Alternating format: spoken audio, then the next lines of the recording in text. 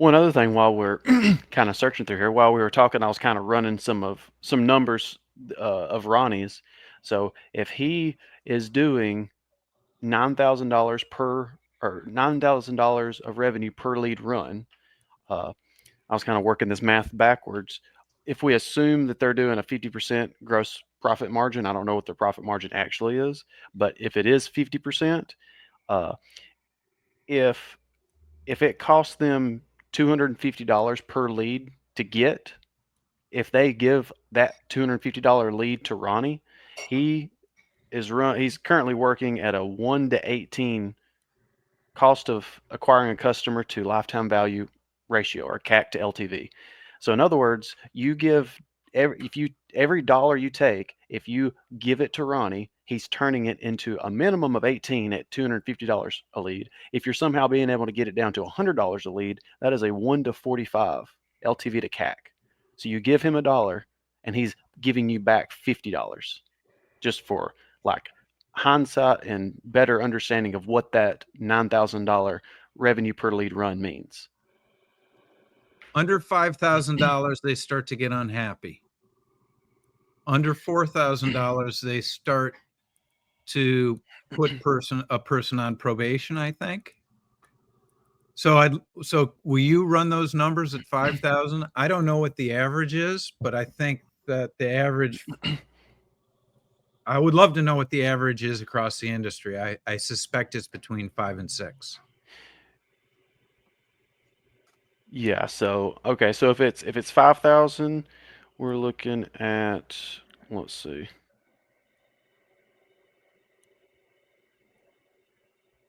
Which at 5,000, assuming 50% gross margin, then that's a 10 to 1 at $250, or a 25 to 1 at $100. But $100 is quite low. So the odds of that is it. But also the people, if you're only doing $5,000 of revenue per lead run, uh, that I would imagine they're probably not as good of a salesperson. And if they have the ability to discount, they probably are to get those. Yeah, So so you're probably, margin drops. yeah, so you're probably not actually a 50% margin for those individuals. So you drop that even more, I mean, you're getting like it's still profitable, sort of. It's just, it's a very inefficient like Right. engine. It's like there's a big difference in being able to, on the high end, have an 18 to 1 versus a 10 to 1 for, you know, for that. Like that's a huge difference there. Uh, I mean, it's I wish they nearly would keep track of their warranty expense attributable to the salesperson, yeah, because I have a feeling Ronnie has very low warranty expense attributable to the salesperson because he knows all of these things, and he's such a good salesperson that people are comfortable downsizing their equipment and getting better equipment, getting the modulating equipment. yeah, So the outcomes end up being a lot better. yeah, And then when there are bad outcomes, it's, if they get him involved, he goes to the contract, says, do you remember when we said this and you said you wanted this? Remember when we said this and you said you wanted this? Okay, what do you want to do now?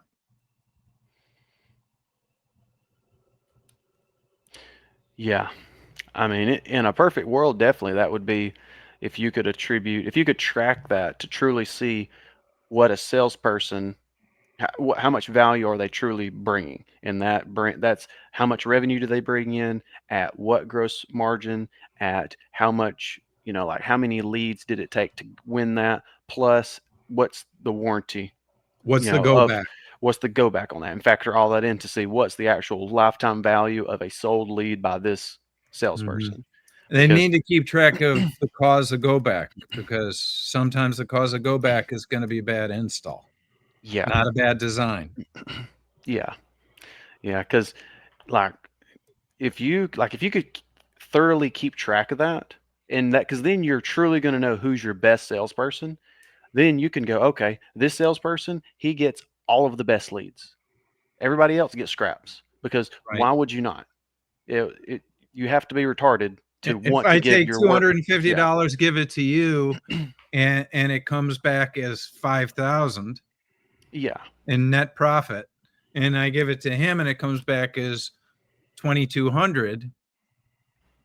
yeah. But I think people have trouble making the jump from the beginning of that conversation all the way to the end, because there are a lot of different steps in between. Oh yeah, and it's a lot to track as well. Like that's not a. If it was simple, everybody would do it. Like it would be a no-brainer. But you know, So that's one of the things that we're going to be building in is keeping track of sales. yeah, that is something I think will be big because there's not. Granted, I'm sure Service Titan you can build it out. I'm not familiar with it very well, but all of the other ones, there's not really good sales metrics.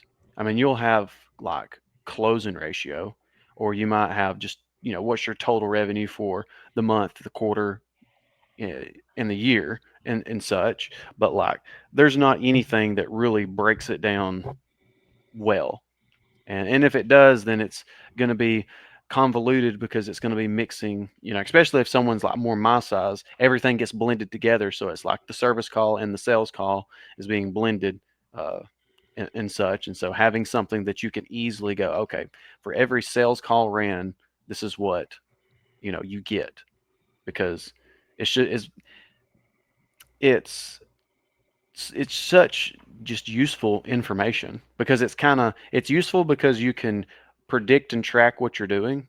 You can, like, if you can understand your lead sources better. If you find a lead source where it's like, oh, this lead source is relatively low and it turns into high conversion rates, well, guess what? I'm going to take every penny I have and I'm going to put into this lead source, etc. Or This is if all the stuff that you're really sort of noodling through and trying to figure out where to do for yeah, yourself right now, isn't it? yeah.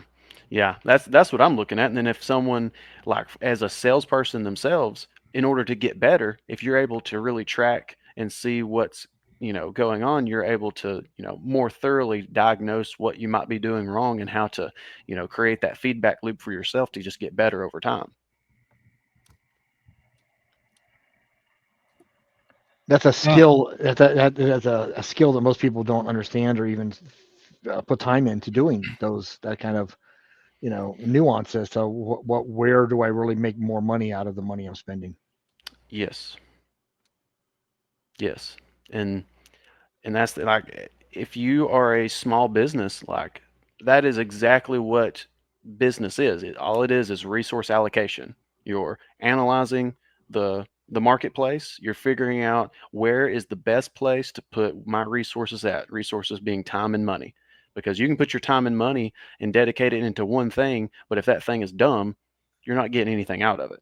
The ones that become successful are the ones that figure out, either by chance or intentionally, oh, this is a good outlet. Let me channel everything here because this is what's going to get me my reward.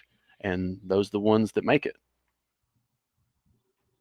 But, like, I mean, like you just said, Joe, I think especially for the trades, most shops are techs who decided that their owners are just making too much money and they want to make it themselves. And so they decided that they could just go be business owners and they went out on their own. That's probably I mean, you'll know way more than me, but I would imagine that's probably the bulk of Yeah, and or those they got a businesses. DWI, and so they're not hireable. yeah. Well, no, what we're also finding indirectly is that after about two, worst case four, but usually around 2 to 3 years, they go back Oh because yeah. they They saw. realize that other 50% of the work that they weren't factoring in when they were looking at the money coming in. That's right. Yeah. Or that distracted for what they really want to do. They wanted to be hands-on and connected with clients and other stuff, and Hmm. realized that this was way more than I didn't realize how distracting this was. So they're Oh like, yeah. forget that. I want to work with my hands. I don't want to work on QuickBooks. Yeah. Yeah. Well, Me everybody too. That's thinks why you that pay their for a bookkeeper. spouse Yeah, oh, my wife will love doing this. We can do Oh, this my wife together. will love doing And this. her wife's like, wow, this isn't What what we happened to signed my up for. sex life? Oh, I turned my wife into my bookkeeper. Yeah. Yeah.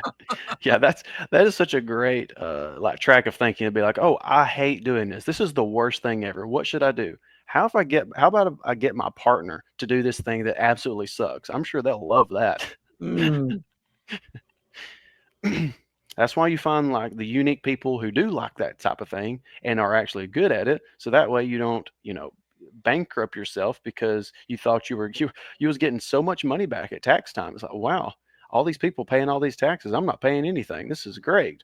Then a few years later, IRS comes knocking like, "Hey, turns out, you can't deduct the same thing 3 times. Sorry, that's not how it works." So I'll do a shameless plug if nobody cares, right? So No, go Plug ahead. away. yeah, so I met this gentleman, Furman Hayes, who is just if you were down at the symposium, you would have probably run into Furman Hayes. He was a younger guy, and he realized that a lot of people don't want to do what we're talking about, and that is so he created a series of AI and algorithms and support mechanisms so that doing all these office strategies and things and payroll and invoicing and whatever. So he developed this thing called Work Hero, all one word, workhero.pro, as a service. Like, hey, we can help you with that. So for those smaller companies that like, you know what, I don't want to do that stuff. He has this ability for people to plug in and decide whether this works for them to not have to figure out how this processing of paying for all of my systems and all that kind of stuff. So I have not used it. I just seen what he describes it and the people that are using it. It's a brand new type of service that says, okay, Oh, we can use, AI is yeah, going to be amazing, isn't it? yeah. What can AI do for my business when it actually has responsible ownership behind it?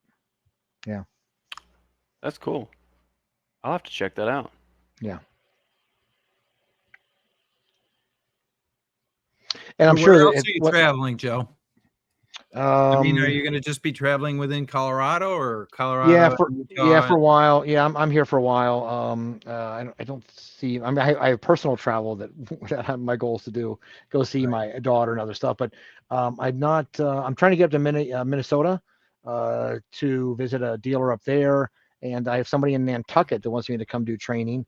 And my wife's like, Joe, schedule that. Joe, come on, get Yeah, that going. right. Right. Yeah. Are you going to drive all the way to Nantucket? No, no, they'll pay for my have everything shipped out there. So most of that, when I fly, I can cram everything usually into one nice little case that does everything I need Okay. with all my tools. I have a case now for the True Flow that carries all my little probes and everything. So that's not the challenge. And he's like, well, there's lots of people that aren't here in the summer, so you should come out. And so those are my two goals right now. So yeah. Neat. And then Minnesota, will you drive? Nope. I usually just yeah. To me, I'm an 8 hour max kind of a person for that stuff. So Okay. and after that, it's like I probably could have driven to the airport and flown and saved time and not money. I get that it's super cheap to drive someplace, but there's just a certain amount of time that I just don't really want to sacrifice. Yeah. So I'll give up a day not to have to stand in the TSA line.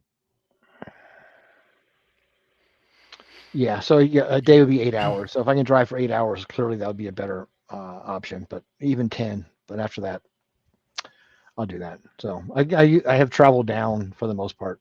So yeah. How about you guys? What kind of training do you have coming up for 2.0? I know you mentioned you have one you're going to do travel to. What else you guys got? Otherwise, it's all in Kajabi. So, for example, sounds to me like Ronnie has his company. His company wants like more Ronnies and Austins. And so they're asking Ronnie how to accomplish that. And I wish I could understand exactly what the pain is behind this desire to have more Ronnies and Austins. I suspect it's Ronnie and Austin can go out and solve problems nobody else can solve. You know, having Less headache. measure quick, true flow, blower door, you know, pretty quick here. You are the one that can really figure out what's going on in a house. I always ask, is it a technical thing or a personality or a combination of both? But because some people are, super skilled but have a hard time communicating it, and other people are communicating stuff and really don't have anything behind it. So I always wonder what's jumping out of their Well, persona. it's the HVAC 2.0 comfort consult. Yeah, no, but I meant like the three of us could all go on the same,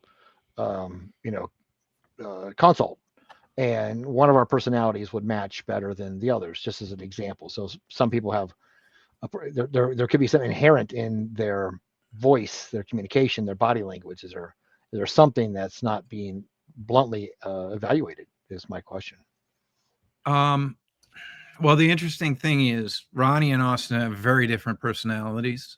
Wait, but let me pause. It wasn't about those two specific. Oh, Right. okay. Okay. It was about like, okay, when Just we in have, general. I mean, this one guy, Chris, is blowing it up. How do I get another Chris? Right.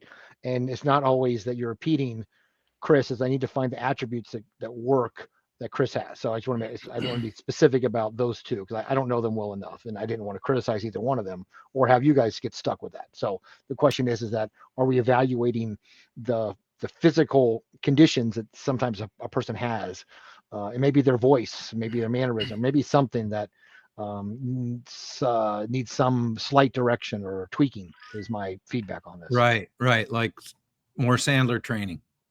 Yeah, but even Los Angeles, you're still there's something about how we come across that sometimes people are just not stopping and helping this person with their mannerisms or their voice or something. Sometimes there's something inherent in us that nobody's given us just blunt feedback on about how to be a little better at these things. So that's kind of my direct backwards insight. Like, okay, is somebody who likes them enough, who's there? You know what? I'm going to shoot you straight for just a minute here, Chris. These are things that the people you're in front of may be noticing that we need to figure out a way to tweak out of you. Yeah. I mean, I think that's definitely true, and which is something that there's a guy on YouTube, Alex Ramosi. Listeners have probably heard of him, at least if you're in the business space, you definitely have. But something I think he articulates extremely well when it comes to soft skills when you're helping those types of people is, you know, soft skills, when people say that, they're typically describing a bunch of micro skills altogether, and they don't like analyze the individual skills of what those are. They just go, "Oh, you just need to work on soft skills." Like, "Oh, what does that mean?" It means a bunch of little things, and it just doesn't get hyper defined. And so, for some people, like you said, there will be little things that they do that can throw someone off. That is a problem. But unless you really stop and like narrowly define what those little issues are, and go, "Okay, hey, Chris, here's a problem. When you come in, you do everything great, but you stare at their feet the whole time you're talking to them. Like, you got to look Right. them in the eyes a little bit. It's like you're narrowly defining, hey, do this exact thing. Like when you go in, you look them in the eyes, you shake their hand, like narrowly go do this, this, and this. It can't just be hey, don't be an asshole. It's like, well, that doesn't mean anything. What is it that you're doing that is making you come across as an asshole? It's like, well, before you say, a statement, give a softening statement. We all know like reversing is a really good thing, but if you only reverse and you don't soften the reverse before you reverse, it's going to come off wrong. And so you have to, figure out what are those little things to do to really make that work. And you both know that the only way to do what you described is that you have to just live it. You Yeah. can't do it at work. Yeah. That those things actually have to happen all the time you communicate with your family, with your friends, and Hmm. it just becomes who you are. Is to trying to be better at that because you can't Yeah. just okay. I'm at work. I'm now going to focus on how do I, do this reverse or actively open-ended questions. If you only do that at work, then you're not it's not thorough and just you automatically coming out of you. Yeah. Yep. So anyway, these guys are wanting more comfort consultants, and Ronnie has them realizing that there are less than 20 comfort consultants in the country. There's a very high failure rate, and it'd be very expensive to train them just to have them fail. What they really need to do is to build from the bottom, instead of trying to take somebody and put them at the top from nowhere. Build a workforce of people that may decide that they want to go up to that next level. And so now what he's conveyed to them is that best way to do this is get people familiar with the free quote process. And then if they have success with the free quote process, maybe then they would want to learn what it takes to be a comfort consultant. And then they'll have a built-in source of prospects for that promotion path. So we'll see how that goes, but I'm hopeful. Having been one of the few people on the planet that's actually taught these people this process, I know that it's exhausting, and it takes hours and hours of coaching almost every day. And I don't think anybody can really afford to do that. If somebody asked me, Yeah. how much would you take to train a comfort consultant? I'd be like $100,000. And you'd have to be great. You'd have to show a lot of gratitude. Yeah, which and what we're trying to do, because ideally you can avoid a lot of the scenarios in which a comfort consultant is needed should be alleviated at just a standard free quote. You don't need to go consult. So then if you can offload the necessity of it to not being needed as much, one person can cover such much more of a ground. So like in their company's case, you really don't need a bunch more Ronnies and Austins. You just need Ronnie and Austin, but you need the support from everyone else into working with them. Right. And that's their real problem. If you had a better process that didn't create all these problems out of your process, yeah, then the Ronnie and Austin, you wouldn't need as many Ronnie and Austins to come fix the problems that were created by bad process. Yeah, you wouldn't need a bigger cleanup crew if you just didn't make as big of a mess. You wouldn't need a big cleanup crew if you didn't make as big a mess. Yeah. But it's hard. Ronnie's been working on trying to convey this to them for a long time, and I don't know. He's a pretty good salesman, so I'm not really sure why it hasn't sunk in. But it's starting to now, finally, which is exciting. Yeah. Well, I wonder, is it the people that Ronnie is selling to, or is it the people that those people are trying to sell to? In the scenario. Oh, right. So in other words, he's not talking to the decision maker. He's not talking to the decision maker. That's actually a good point. So the people he's talking to may be hearing it, but they're also trying to figure out how they're going to talk to the people who they have to get approval to change their sales process. Yeah. It kind of makes me think of scenarios of where when you're dealing with a church, it's like you have your liaison that you're dealing with, and they're having to go to the committee who's actually the people that make the decision, and you are always completely off limits to the committee.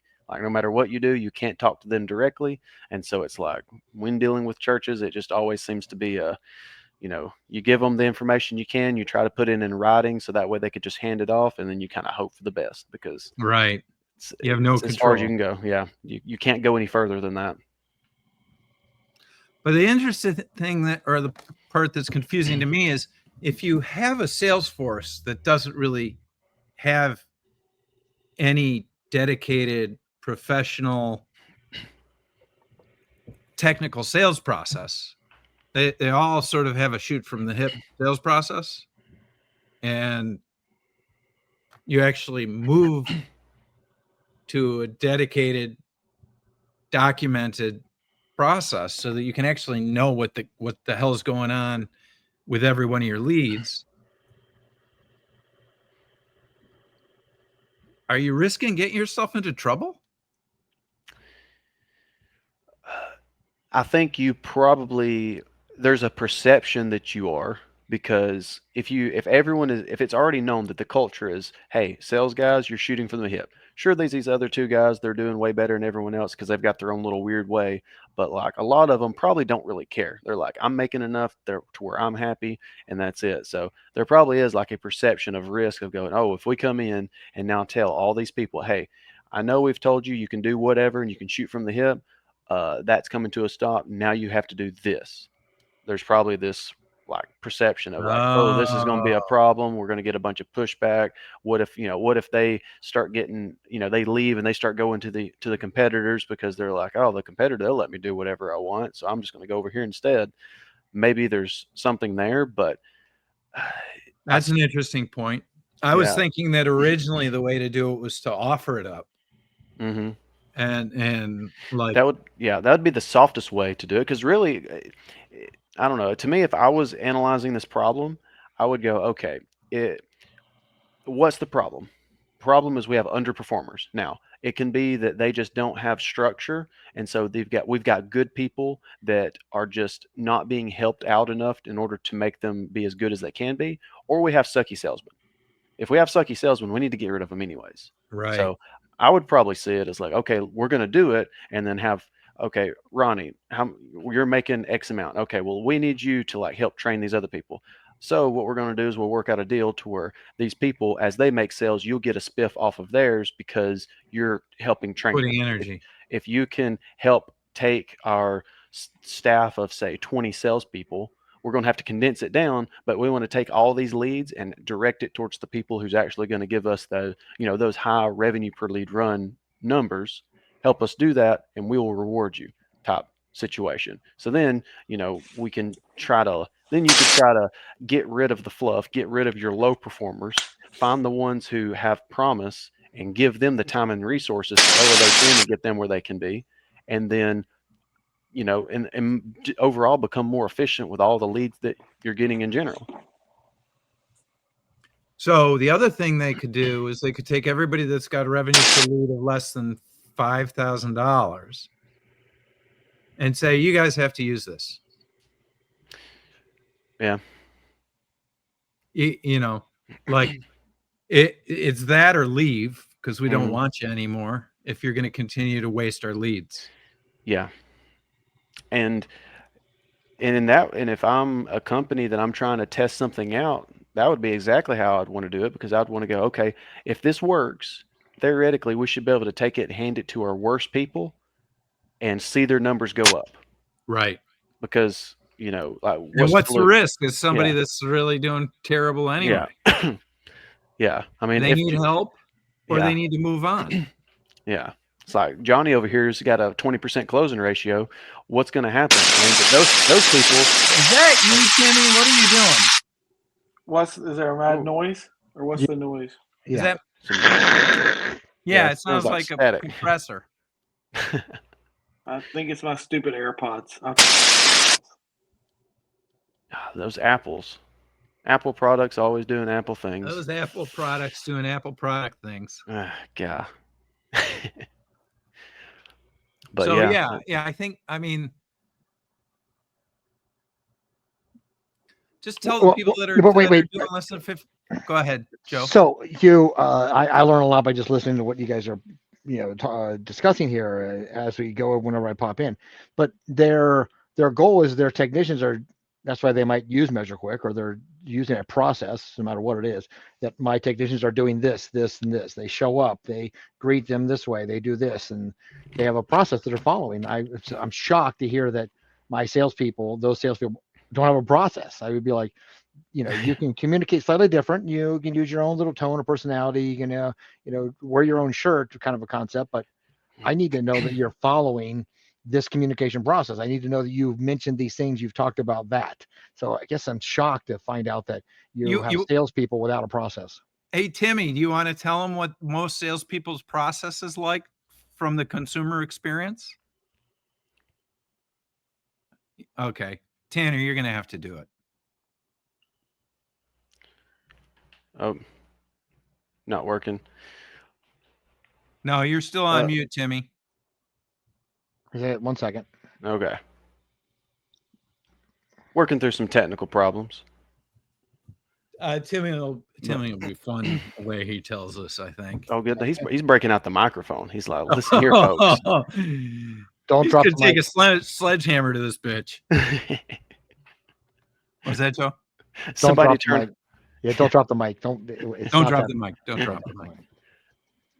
Yeah. So He's gonna- yeah, it's shocking that you're going to be shocked to hear what the typical sales experience is for somebody asking for an HVAC quote.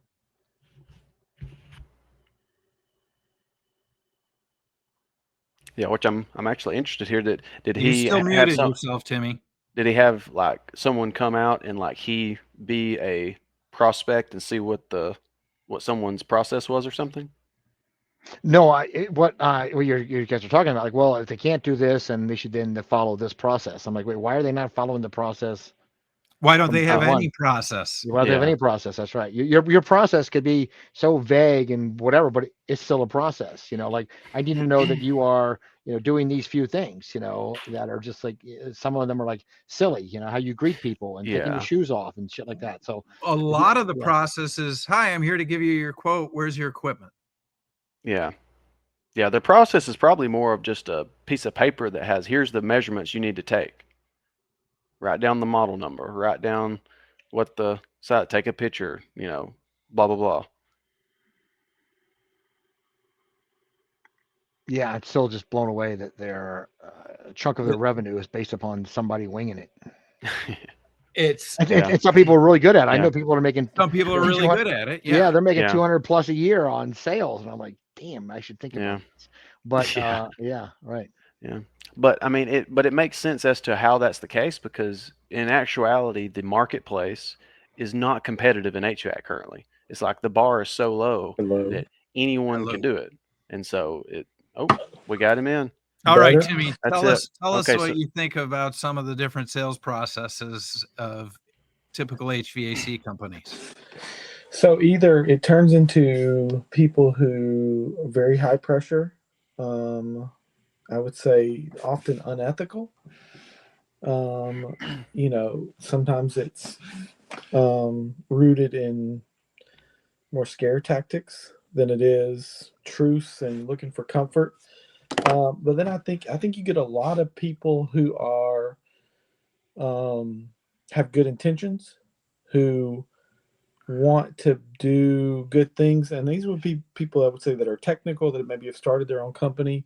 Probably people who use MeasureQuick, who are fans of MeasureQuick, who then don't have a good process to convey to a customer in the customer's terms, understanding of how to differentiate things, how to understand things, and yet they may not know.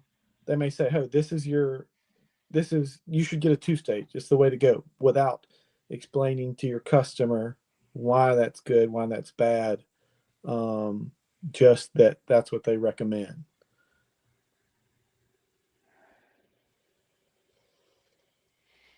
All right, so I'm going to flip it. What would make a good salesperson, Tim? I think educating the customer as much as possible, and then letting the customer make their own decision makes a good salesperson. Not trying to trick a customer, not trying to pressure a customer, not trying to Be the hero. be a Show hero. up like the know-it-all, and that's I a know big exactly thing. what you need. Right. Yeah, I think it's good to know technical things, but being able to convey those to a customer, it can be difficult at times. I mean, I think people really underestimate how technical HVAC is. Oh, it's so technical. Exactly. And you can, I think you can go beyond a customer. First off, you have to care, but you can't. I think Tanner said this before. You can't care more than the customer does. You can't You can't do work for free, but you can't. That's you're going to lose. If I did work for free, then I'm taking food off my kids' table, kind of thing. But I do think I think I care a lot more than people out there, and some of these bigger companies. So I think I'm what I charge should be close to what they charge, if not more. So I think your price can be. I think there's people that don't charge enough because they don't feel like they're worth what they don't feel like they're worth it, even though they may be very technical, be very sound, kind of thing like that. Mhm. Yeah, which funny enough, it also seems like the same reason someone won't charge enough for themselves because they don't see the value they provide are the same ones who will basically tell the customer, hey, you need to do this.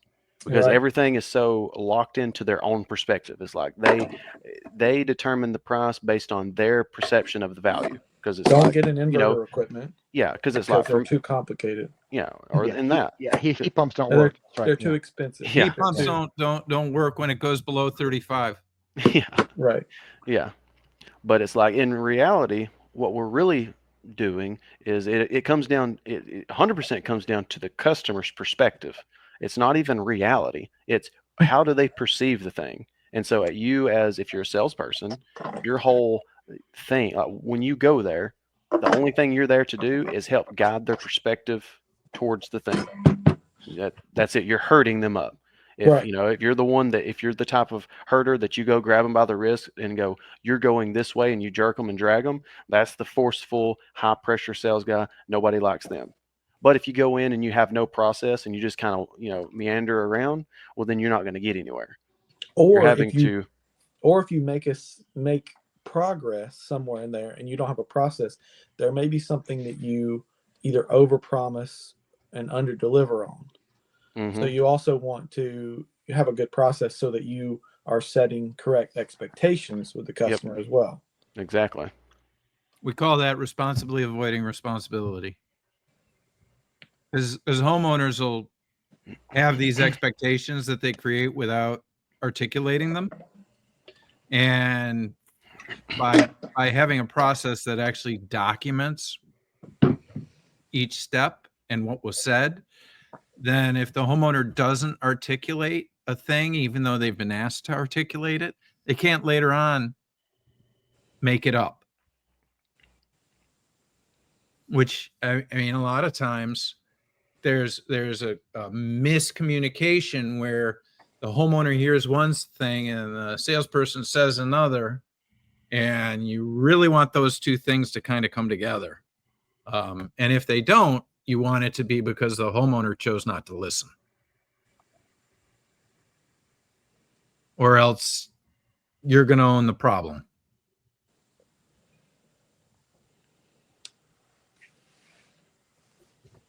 So, and it is shocking because when these HVAC companies train their techs, they do train them all of that stuff. Put on your shoe savers, talk to the homeowner like this, ask them questions, talk to them about what you've diagnosed and what their different levels of option are based on how long they want to keep this equipment and how soon they want to replace it. How durable of a fix do you want for this problem? All of that stuff. I've seen that. Do you actually have like comfort problems that you're trying to solve, or is your single stage 3-ton system, you're completely happy with that? If you are, then why would we want to change anything? Yeah, so we're trying to do that same sort of a process, Joe, that you see these companies that have really good service departments. We're trying to do the same thing for sales. And remember, I'm lazy and I didn't ever want to do any of this. Always I was looking for somebody else to do this. And nobody else, there's like, nobody's doing it. Yeah, and I think too that this So the where 2.0 started, it started as high level home performance, and then Comprehensive home performance, and then right? it got to a mix of HVAC and home performance with our comfort console, and now it's come down to just HVAC. So if you excel at this process, you can then it's easier for you to learn than home performance. Wow. And Yeah, way easier. make and progress that. So we came from rarefied air and worked backwards, which is sort of hard. Like we were launching the rocket ships. So it's almost like learning a process. Like for me, I learned the process and then learned home performance. And so it was my introduction to home performance and how helping clients solve more complex problems than just HVAC. And so like you can start at one point and keep progressing. Client, if a person really wants to progress and has a desire to help and grow their knowledge, I think this process can help progress and do that. I don't think anybody else is teaching a sales process based on home performance. I would say it's like at least at the free quote level where you're only doing HVAC, but there is an influence of home performance or building science that's baked into the process itself. Right. Because you're going to the building science, like the science is the science in regards to if you do certain things, if you aggressively size with a large return drop, a large media filter, a fresh air duct with variable speed heat pump, you're going to get home performance level results with just HVAC because you're hitting a bunch of things all in one, and you don't even have to understand thoroughly what all those things are doing by going that route of installing, the right size system set up in this one particular way, trying to get certain things. Like you'll achieve things that you may not intuitively understand, but you're going to get those results. So there's some influence there, even if you're not aware of it. Oh, that's interesting. Yeah. Right. Yeah. So in other words, it's funneling great outcomes without putting people in a position where they have to do some really devastating backward stepping, like replace the equipment a second time, and keeping their options open. Yeah. For better solutions if it's not good enough based on the information we have. And without a blower door, a lot of it's guessing. Yeah. But so what we've done is we've created a process where we can safely guess we feel comfortable doing a bunch of things without a blower door. We started out from a position of we really want a blower door on every house. and then pretty quickly realized that was pretty ludicrous and not going to happen. And so how do we get fair solutions, a partnership with the homeowner, and help them understand the risks of their decisions, including the one not to have a blower door?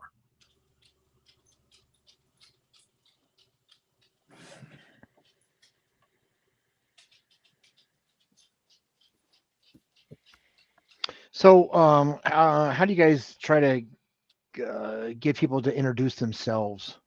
Is my one thought. Like, if how are they coming across to their clients? What's your philosophy or structure that you're trying to get them to introduce themselves? Just we'll leave it at that. I don't know if it starts off as so much of like an introduction. It's more like we have our comfort quiz, where we would like you to answer 4 questions based around your home comfort.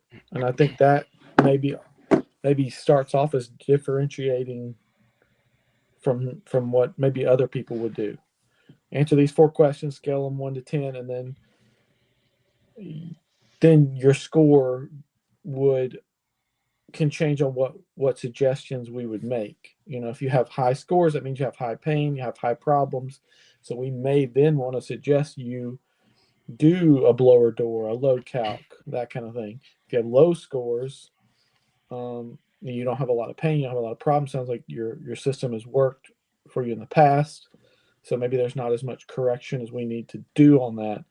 But so I think we start off with that, with tell us where you're at and tell us the problems you have or don't have, instead of like just starting with, okay, here's our template for equipment choices. Which one do you want? Let's start out with, do you have problems? What are those problems? I'm thinking more like, how do you define your expertise as the salesperson? Like, I worked in a grocery store 2 weeks ago, and now I'm here to sell you your new system, ma'am. Versus, I've been in this industry for several years, or not just like somewhere you're trying to. Is there anything you're trying to do to encourage them to show their knowledge? I know that's not all how we focus or how we do that, but there's some confidence that happens with. I sold windows for a while, and I'm like, you know what?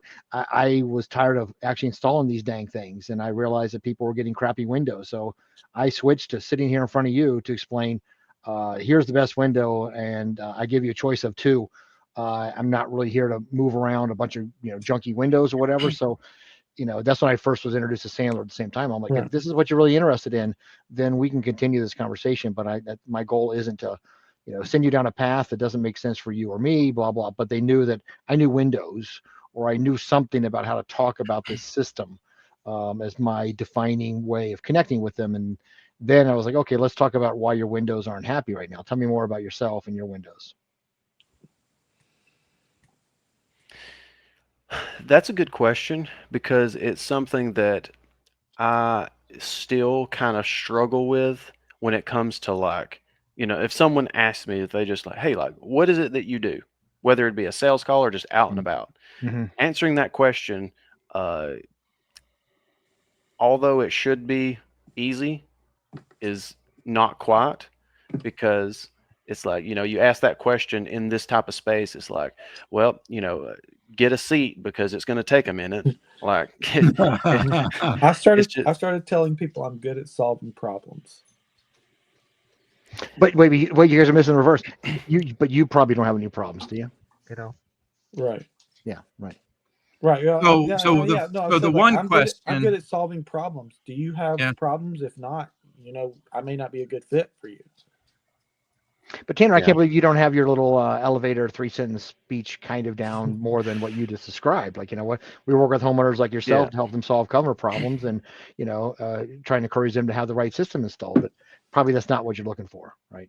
Yeah, I mean, I do tend to like, if it's a sales scenario, which granted, just because you're not in front of a customer that's called you to be there to look at replacing their system, doesn't that it can be something other than that to be a sales spot.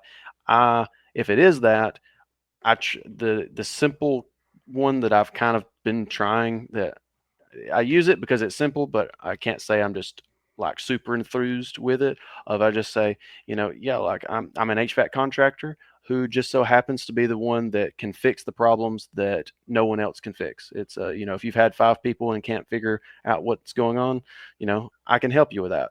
But you probably don't need all that. So I like to keep it simple.